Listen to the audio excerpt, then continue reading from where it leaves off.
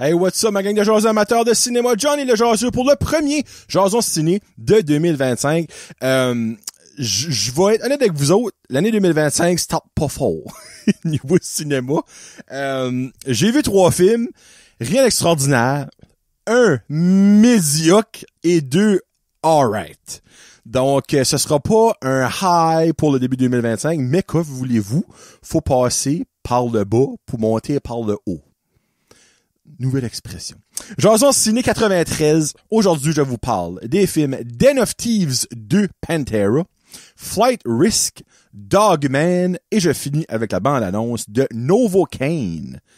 Un nom spécial, un film qui a de l'air spécial, mais pas pire. On commence ça avec la suite de Den of Thieves. Ça se nomme Den of Thieves 2 Pantera. Je lui donne un 3.5 au pédale. Mon vidéo, je m'excuse. On change, je me suis trompé. Et voilà, un 3.5 jaseux sur 5. Quand même une note acceptable de 7 sur 10. Tu sais. Je vais commencer tout de suite avec la question existentielle selon moi. Est-ce que Den of Thieves méritait une suite? Méritait? Oui. Parce que le film numéro 1 était quand même pas mal bon. La twist de la fin était excellente. Est-ce que Den of Thieves 2 devait avoir une suite? Non.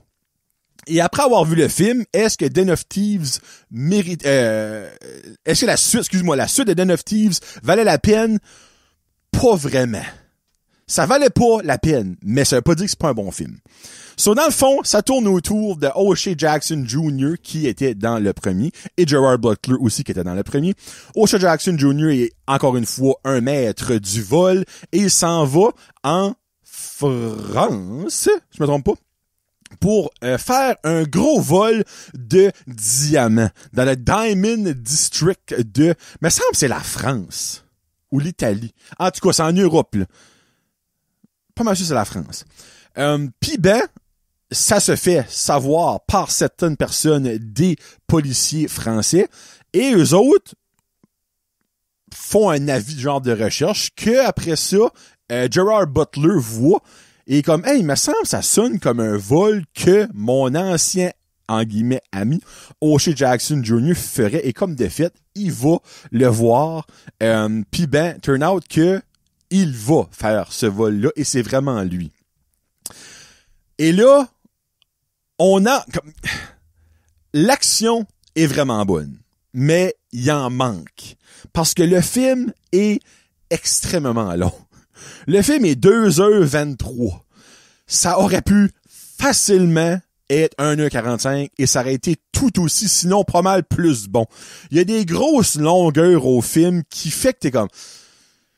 Hey, tu finis de parler, mais ça serait fun, un petit pow, une petite chase de char, mais quand il y en a, c'est vraiment bon. C'est pour ça que je dis comme si enlève un 30 minutes au film et t'as beaucoup plus de back-to-back action avec un peu de développement d'histoire. Mais là, c'est comme beaucoup de développement d'histoire, de parlage, de patati, de patata, oh, une race de char, et beaucoup de parlage, de patati, de patata, de patata. Oh, une tuerie. Oh, on parle de nouveau, de patati, de patata, de patata. Puis, c'est trop long. Le premier était même pas 2 heures. Lui, pourquoi tu vas à 2h23? C'était pas nécessaire. Ça, c'est un des points négatifs que j'ai dit dans le film. Mais quand il y a de l'action, c'est vraiment bon. J'ai vraiment aimé le heist qu'ils ont fait de diamants. C'était excellent. Mais comme, c'est niaiseux, mais le trop de développement à enlever au film. Il y a quelque chose que j'ai trouvé bizarre, ok? De un, je vous l'ai dit, le film est extrêmement long. Mais le film finit 3 fois.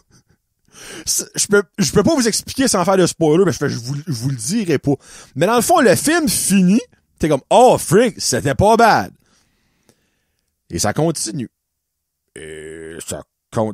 Sauf finalement, c'était pas la fin. Ok, parfait, on y va. Et là, ça finit. Alright, parfait, c'est fini.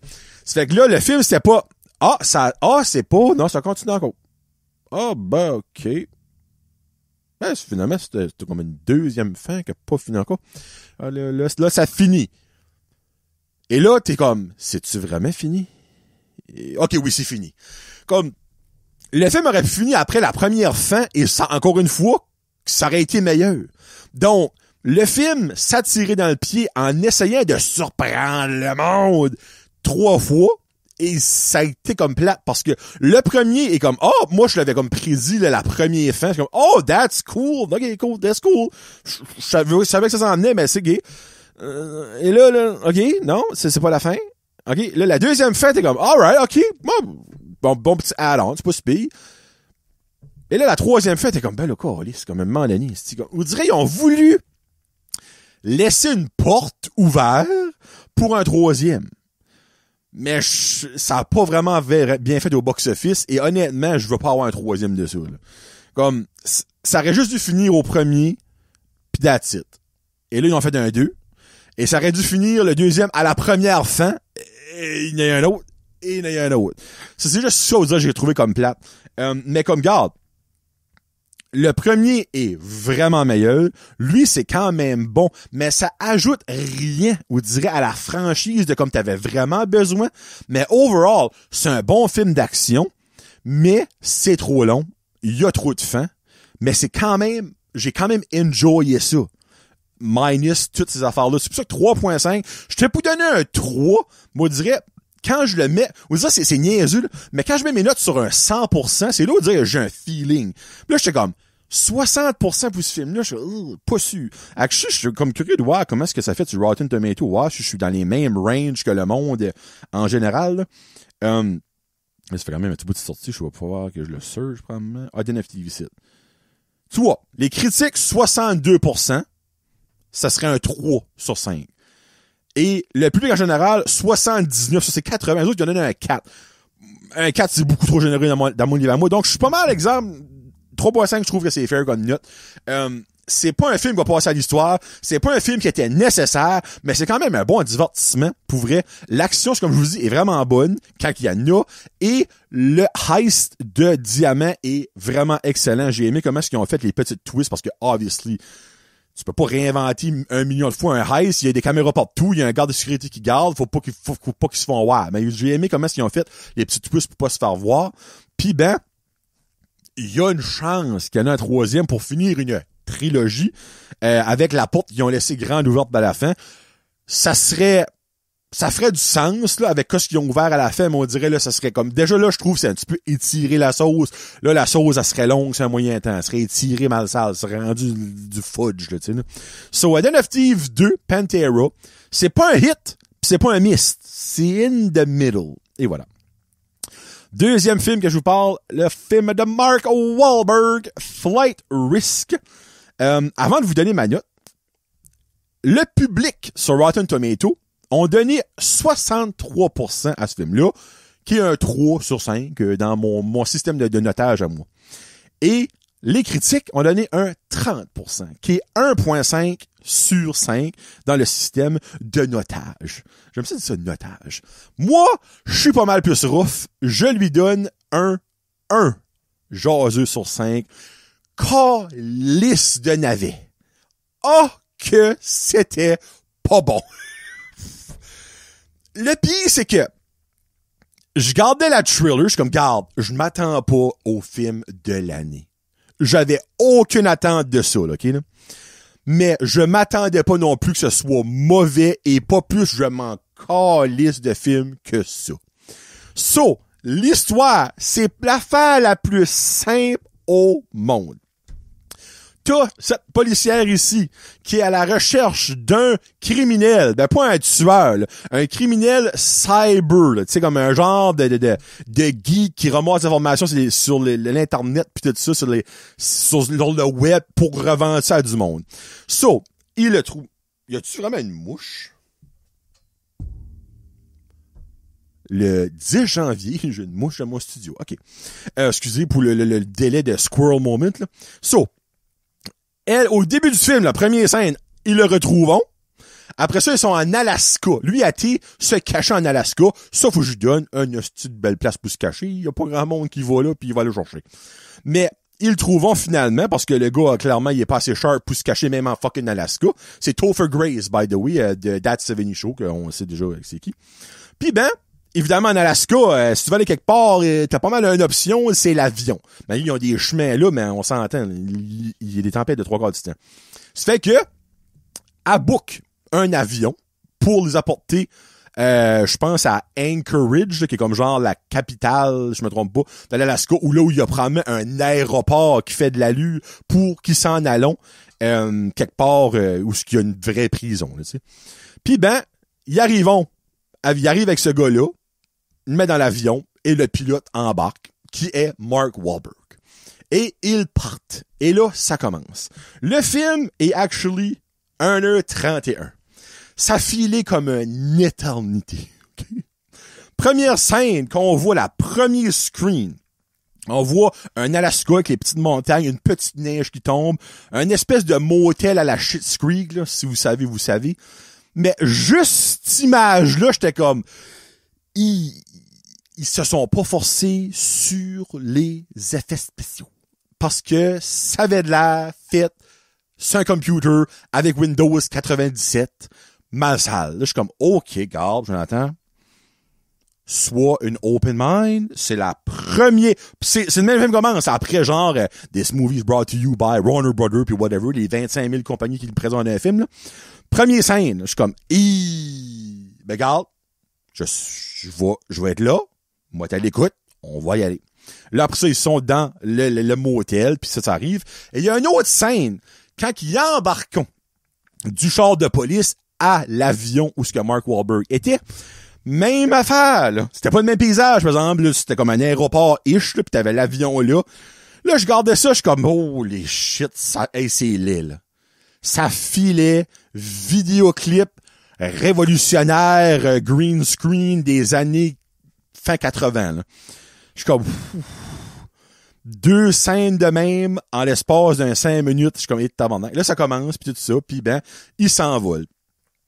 Pour finalement s'apercevoir, midway, que Mark Wahlberg, il donnait des commentaires un peu déplacés à la police, qui était à côté d'elle, sans son copilote. Ils avaient les headphones, puis ils se parlaient, puis là, lui, Topher Grace en arrière, il était menotté, puis il entendait pas, puis whatever. Puis là, ben, au fur et à mesure, ben, elle voit qu'il y a une cote dans le cou, puis c'est une freshly cut, puis il dit, je m'ai coupé en réparant l'avion, peut-être ça reste de même, tout ça. Puis ben là, il y a comme de la turbulence, puis il y a de quoi en dessous du siège du pilote qui glisse. C'est le permis de pilotage de la personne qui own l'avion. Et lui, Topher Grace en arrière, il garde, puis il dit, Chris, puis il dit, pas tout à fait de même qu'il puis le même, ben, je vais résumer. La photo du gars, c'est pas le gars qui est en train de piloter l'avion, mais c'est là que ça déclic que c'est pas à lui qu'appartient l'avion. C'est un hitman. Il a été engagé pour tuer Topher Grace. Et là, ça chie bord en bord, OK? Les effets spéciaux green screen, le dialogue, la manière que le film a été coupé, il y a des bouts que comme... OK, ben regarde, il y a même pas spoiler, whatever. Okay. La femme, elle assume un moment donné, la police, elle assume Mark Wahlberg et elle l'attache sur un barreau en arrière, OK? Mais il est passé out, puis il bouge pas. Mais là, elle faut qu'elle figure out comment driver l'avion. Puis ben dans le background, ben tu le vois, il est en train de bouger pour se détacher les mains, mais il est pas censé, il est encore passé out. Il y a une autre scène après qui coupe, il est encore passé out. Puis là après, il se réveille, puis là, il essaie de se démêler, mais ils ont pas mis la scène là à la bonne place. Et out of the blue, en se battant, son chapeau arrache et il est barbe, il a un genre de bol, tu sais, comme ben des hommes, mais pour aucune raison. Tu vois, c'est shavé, hein, qu'un rond ici, tout le reste c'est correct. Hein, qu'un rond ici qui est shavé. Moi, j'étais comme, pourquoi? Ben, tu sais, tu peux voir, c'est assez fucking mal fait que tu pouvais voir que c'était fresh shave parce que quand quelqu'un a des cheveux pis il shave, c'est un petit peu comme genre gris foncé noir parce que tu vois même si c'est à la peau qu'il y a un cheveu en dessous, ben, c'était fait de même. C'était même pas une prosthétique qui est comme collée pour vraiment faire comme si qu'il est bald là. Là, j'étais comme, what the fuck?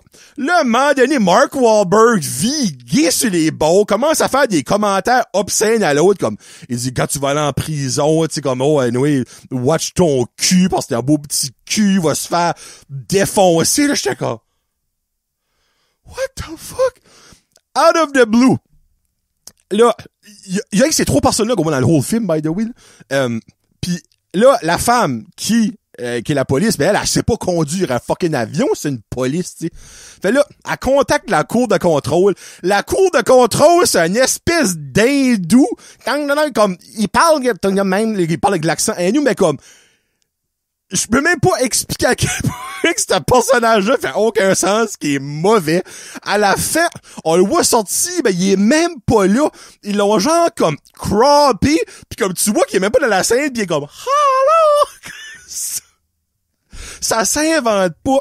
Le nombre de mardes dans ce film-là, pis tout ça, ça a été directé par Mel Gibson, of all freaking people. Ce film-là est une marde de Asile. Vous dites, ben, pourquoi t'as pas donné 0.5 à Madame Web? C'est parce que l'idée est pas pire. Mais c'est tellement mal delivery. Comme, mets ce film-là dans les mains d'une personne qui est capable de faire un film, ça prend même un trou, là. Mais c'est tellement mauvais. Il y a des choses qui est inutiles, qui n'ont pas rapport. Il y a une scène d'action qui lui shoot un flare, mais ça a assez mal fait. On dirait le film se prend même pas au sérieux. Topher Grace a pas le goût d'être là. Il acte comme il lâche des cracks qui ont aucun rapport. Le film essaie d'être drôle, mais c'est pas drôle pantoute. Puis il y a aucune place de marquer, c'est une comédie d'action. Comme un miss, mais c'est plat parce que enlève enlève Mark Wahlberg de ce film-là. On s'entend, le Topher Grace, le niveau Hollywood, c'est pas mal dans le dans le C-level, là. Comme, ce film-là méritait même pas de sortir au cinéma. Il y a du monde qui a payé de l'argent pour aller voir cette marde-là, puis il y a peut-être du monde qui a aimé ça. Vous avez pas de goût. Je m'excuse, là, vous faites pitié de votre vie. Si pour vous autres, ça, c'est, hey! Wow! Entertainant. Ça, là, wow, c'était beau. Hey, comme je peux pas, hey, le film a fait fuck all d'argent. Avec raison. Le seul risque d'aller voir Flight Risk, c'était de pas aimer ça. Et c'était awesome. J'ai pas aimé ça.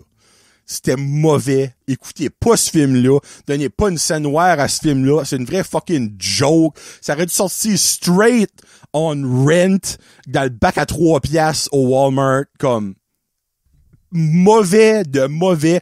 Mais juste de voir Mark Wahlberg shavé comme un bald guy-ish avec une couronne de cheveux, ça valait 1.5 parce que comment de fois que les femmes c'est comme oh my god, Mark Wahlberg. Là c'est comme oh, ça c'est pas Mark, c'est Mark. Ouais, c'était plus comme arc que d'autres choses. So yeah, Flight Risk, prenez même pas les risques d'écouter ce film-là. C'est de la merde, je vous le dis tout de suite, écoutez pas ça. Parole de Johnny. Prochain, Dogman. Un film que beaucoup d'enfants, incluant mon garçon, avaient extrêmement hâte de voir, qui est basé sur une série de livres très populaires. Mon petit les a toutes lus. Beaucoup d'enfants les ont lus. En français, c'est super chiant. Mais c'est la même affaire, c'est que c'est en français. Il y a des dérivés de ça. Il y a des personnages là-dedans qui ont fait des films, des séries de livres sur eux autres. Pelly, qui est le chat orange, que vous pouvez voir sur le trailer. Lui aussi, il y a des livres sur lui. Il y a un des espèces comme de prisonniers dans une des prisons.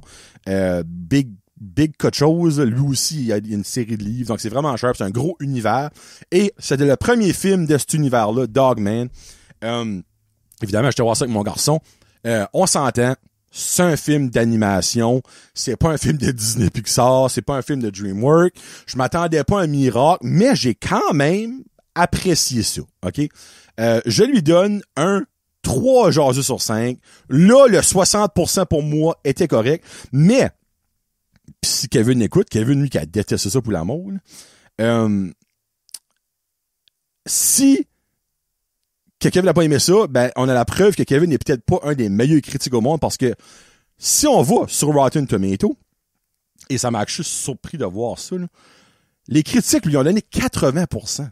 Et le public 85%. C'est des excellentes notes, là. On parle d'un 4 sur 5 puis un 4 4 sur 5, là, tu sais. Ça tourne autour... Faut que je prenne une drink, ce sera pas long. Ça tourne autour de un policier, que je sais même pas ce qu'on sait son nom, by the way. Je pense que oui, mais on le voit vraiment pas longtemps. Un policier et son chien qui font la patrouille, font un accident, et, comme que ça pourrait arriver dans la vraie vie, le chien, son corps est capote, mais sa tête marche encore.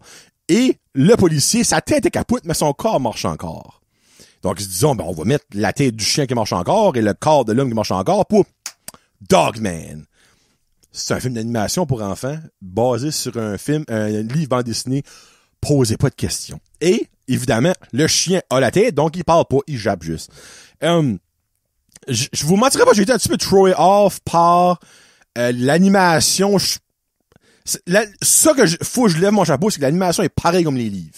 Parce que j'ai vu souvent les livres, je les vois encore passer chez nous. Et l'animation est faite carrément comme c'est fait dans le livre. Ça, je leur lève mon chapeau. Mais, je trouvais comme que, pour un film, l'animation, c'est comme un petit peu bizarre. Mais, il y a des Christy de bonnes jokes. J'ai ri fort par bout, pour vrai, là.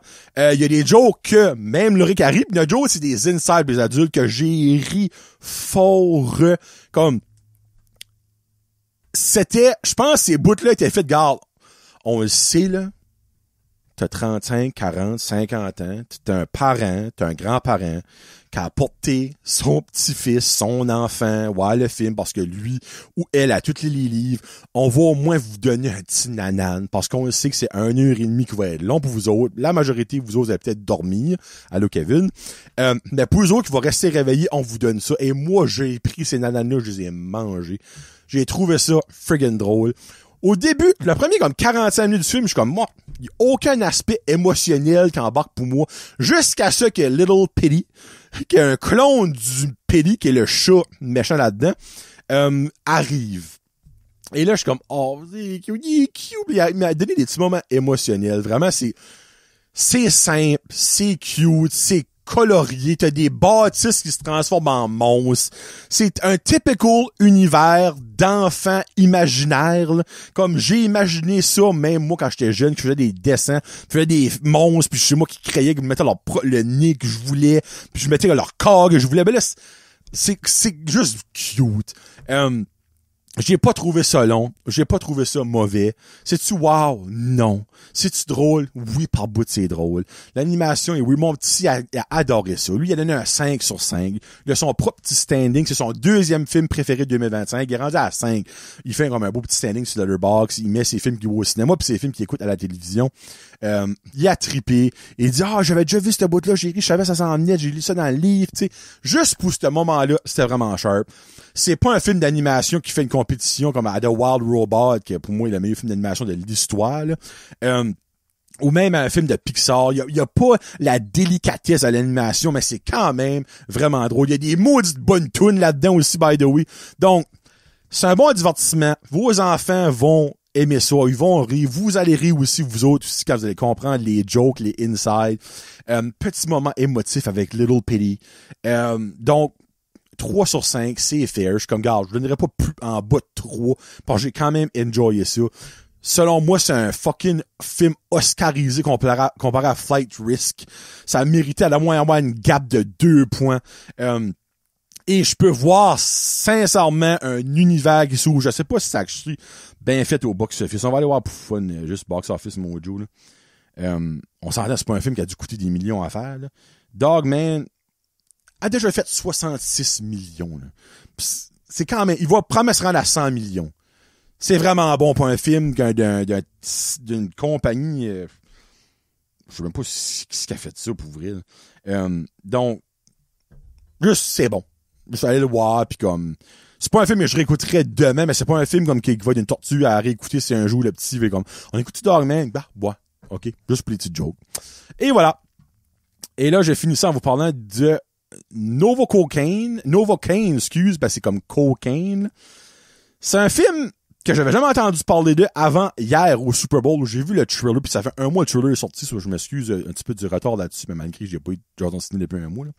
C'est avec Jack Quaid, qu'on a pu voir dans là, Frédéric, lui, a écouté ça, puis il écoute encore ça. Moi, j'ai pas écouté ça encore, et je sais pas pourquoi. Oh my god! Les anti-héros, oh mon dieu, j'ai un blanc de mémoire! Eh là, je m'excuse, faut jouer, ça me gousse, là. Il y a Homelander là-dedans, il y a Stargirl, Jack Quaid. Hey, je m'excuse là, pour le délai. Là, The Boys. Bon, si, ouais. The Boys. Bon, on l'a aussi vu dans le niveau comme... Ah, Oppenheimer. Il jouait dans Oppenheimer, c'est vrai. Il y a pas mal de voice. The Voice. Il fait Peter Parker, dans le fond, dans Spider-Man Across the Spider-Verse. Donc, c'est ça que c'est. Et aussi, il y a Amber Midthunder, qui était la fille autochtone qui jouait dans Prey. Excellent film. Encore à ce jour, c'est un esti qui n'a pas sorti ce film-là au cinéma, FYI. Ça sort le 14 mars 2025, donc dans quelques semaines. C'est un genre de film-ish de super-héros, ben c'est pas tout à fait ça. Là. C'est un gars qui ne ressent pas le mal. Puis ben, il tombe en amour avec une fille, puis comme genre le lendemain qu'ils ont été sur leur premier date, ils ont fait l'amour. Ça, il l'a filé, by the way, on le voit dans le trailer. Elle se fait prendre en otage et lui décolle un rampage pour la sauver. Mais le gars file pas de mal. Ça a l'air d'être drôle, bonne action, colon par bout. Genre, à un moment donné, comme, il y a un gars comme, I'm gonna give you a knife. Il lance un couteau, puis le couteau, il rentre straight pipe dans la main, comme, I'm okay! Puis après ça, il va, puis il fesse le méchant avec le couteau dans sa main, puis il file pas le mal. Il y a un gun qui tombe d'un fryer, puis là, il le ramasse, ben, tu sais, le gun, il va le fry la main. Il dérange pas, tac. Donc, c'est vraiment de l'air comme, cocasse comme film. C'est Novocaine. N-O-V-O, comme cocaine. C'est ouais, c'est comme cocaïne, mais il y a un V. Novocaine. C'est son nom de super-héros là-dedans. On le voit à un moment donné comme, oh, you're fucking Novocaine and you're not dead. Ouais, dans le fond, il pense qu'il sent pas le mal. Donc, le 14 mars, Novocaine avec Jack Quaid et Amber Midthunder. Bon, ben, c'est tout pour Jason Ciné 93. Définitivement 94 va avoir Captain America Brave New World et probablement Love Hurts. Je vais essayer de trouver le temps d'aller le voir. Donc, c'est un de mes films que j'avais très hâte de voir cette année. Mais les critiques so far sont pas vargeuses. Là, je suis comme, ça fait comme chier. Mais, je vais me faire ma propre opinion. Fait que sur ce, on se parle plus tard tout le monde. Je vous aime bien gros. Allez supporter vos cinémas locaux. C'est très important. Et surtout, lui à Batters parce que le popcorn est le meilleur au monde. Period. Parole de Johnny. Peace out. #cinéma. Salut.